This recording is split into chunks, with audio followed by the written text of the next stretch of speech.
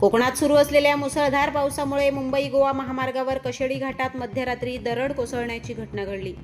मध्यरात्री 2:30 वाजण्याच्या सुमारास हॉटेल अनुसयाजवळ खवटी येथे मोठ्या प्रमाणात ही दरड कोसळली असून या दरडीमुळे महामार्गावर अक्षरशः माती, दगड तसेच चिखल आल्याने परिस्थिती गंभीर निर्माण झाली आहे। या दरडीचा फटका महामार्गालगत असलेल्या काही घरांना देखील बसल्याची माहिती समोर येते। त्यातच दरडीमुळे विजेचे पोल देखील पडले होते। दरम्यान मध्यरात्रीपासून या ठिकाणी रस्त्यावरील दरड हटवण्याचं काम प्रशासनाकडून युद्धपातळीवर सुरू आहे। तब्बल 10 तास हा महामार्ग बंद असून या महामार्गावर वाहनांच्या लांबच लांब रांगा लागलेल्या दिसून आल्या। दरड हटवण्याचं काम आता अंतिम टप्प्यात आलं असून ठप्प झालेली वाहतूक सुरू होण्याच्या मार्गावर असल्याची माहिती देखील समोर येते। सद्यस्थितीत महामार्गाची एक लेन तात्पुरत्या स्वरूपात सुरू करण्यात आली असून काही वेळातच मुंबई गोवा महामार्ग पूर्ववत होऊन वाहतुकीसाठी खुला होईल। आमच्या कोकणाच्या माथी कायम हे असं ही आपत्ती आणि निसर्गाचं रौद्ररूप आहे।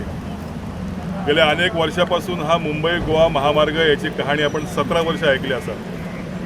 आज तो पूर्णत्वाकडे जात असताना अशा पद्धतीने निसर्गाचा प्रकोप होतो, परंतु सरकारी यंत्रणा जशी म्हणावी तशी कार्यरत नाही। जिल्हाधिकारी असतील, प्रांताधिकारी असतील, त्यांच्या दालनामध्ये आपत्ती व्यवस्थापनाच्या मोठ्या बैठका घेण्याचे फोटो वृत्तपत्रामध्ये आपण पाहतो, परंतु वस्तुस्थिती पाहिली तर गेल्या आज रात्री 2:30 वाजल्यापासून आम्ही जागे आहोत आणि या सर्व ज्या माणसं या ठिकाणी अडकलेली आहेत त्याला लवकर कसं जाता येईल यासाठी मशिनरी उपलब्ध व्हावी म्हणून प्रयत्न करतोय, परंतु हायवेचे कॉन्ट्रॅक्टर आणि त्यांच्या मशिनरी उपलब्ध नाहीत।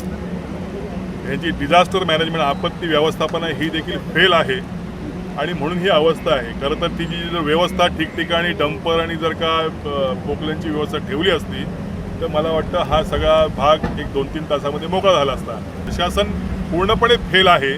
इथे अडकलेले जे सगळे आमचे प्रवासी आहेत त्यांना इथे खाण्याची पिण्याची कुठलीही व्यवस्था नाही। मग ही शासकीय यंत्रणा नक्की करतं काय हा माझा प्रश्न आहे। कोकणाच्या कानाकोपऱ्यातील माहिती थेट आपल्यापर्यंत पोहोचण्यासाठी आजच आपल्या कोकणी आवाज या चॅनलला लाईक, फॉलो आणि सबस्क्राईब करा। व्हिडिओ आवडल्यास शेअर करा।